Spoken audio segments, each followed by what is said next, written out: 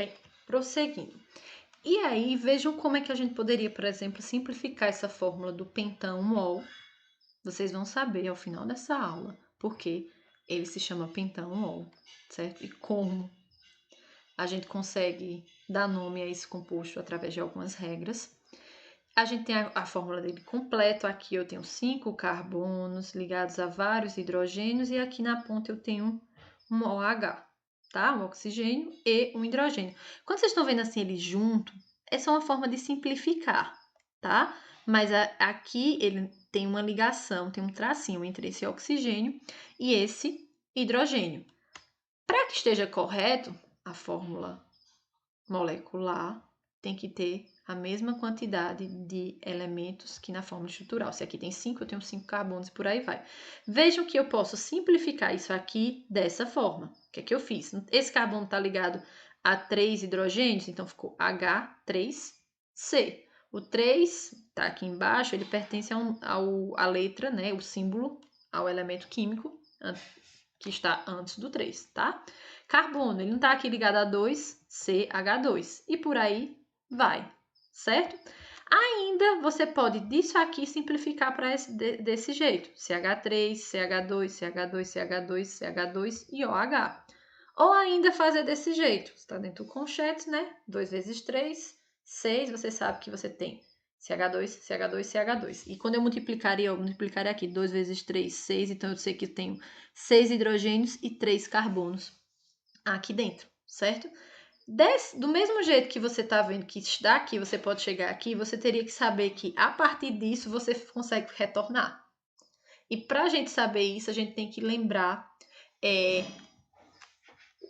as famílias que esses elementos estão na tabela periódica, quantos elétrons eles têm na última camada eletrônica, assim a gente consegue saber quantas mais ligações covalentes ele vai suportar. Ó, o carbono aqui, certo?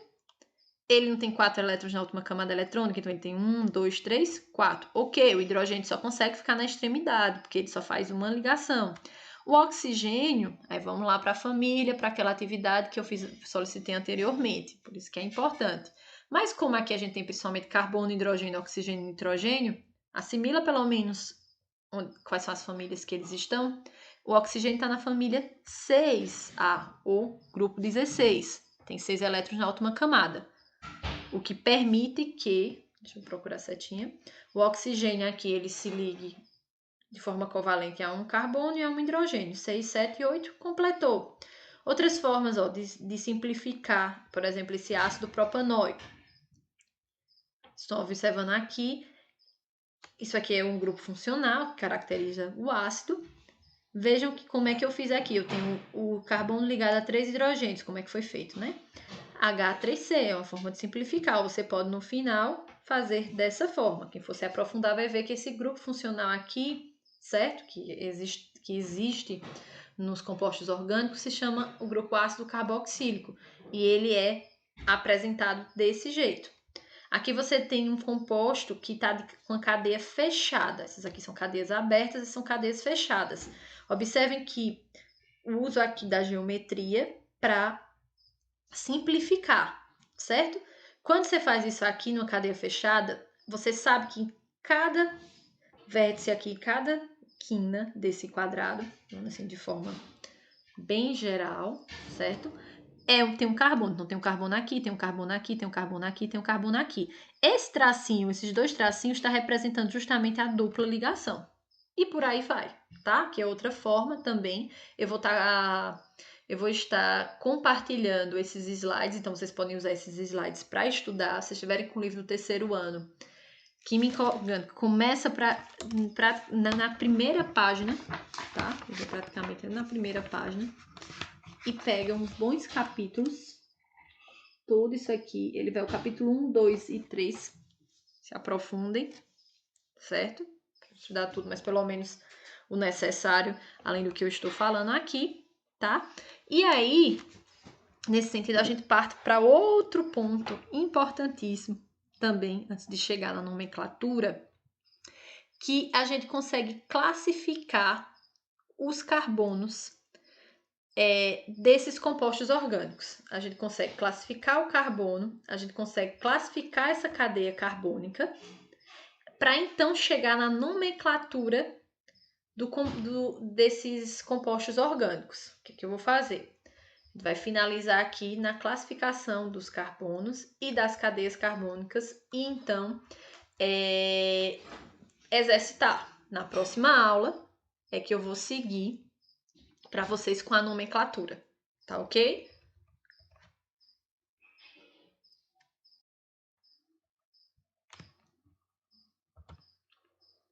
Aí, então, agora a gente vai ver a classificação, certo? Desses carbonos. Nessas cadeias, né, de vários carbonos nos compostos orgânicos, vários, mas a gente pode ter, se eu tenho apenas CH4, um único carbono, 4 hidrogênios, eu tenho um composto orgânico. Não necessariamente precisam ser vários carbonos. O fato de um carbono poder se ligar ao outro, isso possibilita a formação de uma infinidade de compostos, tá? E a gente pode classificar tanto esse carbono quanto a cadeia carbônica. Vamos ver agora como é que seria a classificação desse carbono. Gente, prometo, é simples. Basta prestar atenção, certo? Muito simples classificá-los. Vamos lá. A classificação de determinado átomo de carbono em uma cadeia carbônica apresenta como único critério o número de carbonos que estão diretamente ligados a eles. Por exemplo, vejam, aqui a gente tem um composto, certo? Orgânico, etano, tá? Tem os 2 carbonos. Eu preciso classificar, seria uma questão assim, conforme o composto listado abaixo, né? Observando o composto listado abaixo, classifique os carbonos. Aí o que é que você ia dizer? Esses carbonos aqui, eles são primários. O que quer dizer isso? Que eu tenho um átomo de carbono que está ligado a apenas um outro átomo de carbono. Esse carbono se liga a apenas um, então ele é primário. Esse outro só se liga a um, então ele é primário. Na mesma lógica, carbono secundário é o átomo de carbono que está ligado a 2 outros átomos de carbono. Aí você tem aqui, ó. Eu tenho esse composto que é o propano, tá? Vejam, como é que eu vou saber quantos é? Você tem que classificar um por um. Primeiro eu começo aqui. Cadê a setinha? Deixa eu ver onde ela tá. Aqui. Eu começo aqui. Esse carbono está ligado a apenas um, então ele é primário. Esse está ligado a 2, então ele é secundário, tá? 1, 2. Por isso tem um S aqui. Esse outro só está ligado a 1, ele é um primário. Então o propano tem quantos carbonos primários? 2. Quantos carbonos secundários? 1. Observem aqui. Como esse composto é um composto de cadeia fechada, no mínimo, todo carbono aqui, ele vai ser um carbono que está no meio da cadeia fechada, né, da ligação. Ele vai ser um carbono secundário, ele está ligado a 2 outros átomos de carbono, ok? Então, aqui tem 3 carbonos secundários. Pode ser primário, pode ser secundário, pode ser também terciário. É o átomo de carbono que está ligado a 3 outros átomos de carbono. Observem aqui. Esse átomo aqui ele é um carbono primário, só está ligado a 1. Esse aqui está ligado a 1, 2, 3. Ele é um carbono o quê? Terciário. Esse aqui só há um primário, só há um primário, tá? Observe esse composto aqui. Ele aqui é terciário, porque ele liga 1, 2, 3, tá? E ainda, o carbono pode ser classificado como carbono quaternário. Seria o átomo de carbono que está ligado a 4 outros átomos de carbono, tá? Então, vamos observar aqui nesse composto. Esse carbono aqui é primário, só está ligado a 1. Esse aqui central, ele é quaternário, porque ele está ligado a 1, 2, 3, 4.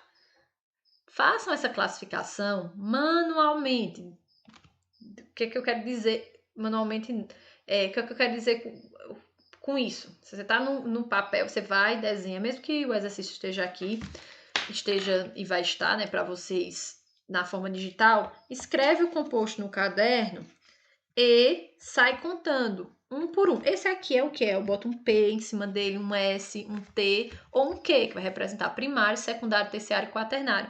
Não vá apenas pelo que você está vendo. Às vezes a fórmula é enorme, né? Tipo assim, tô vendo aqui, já digo, primário, secundário, escreva, certo? Porque às vezes passa despercebido.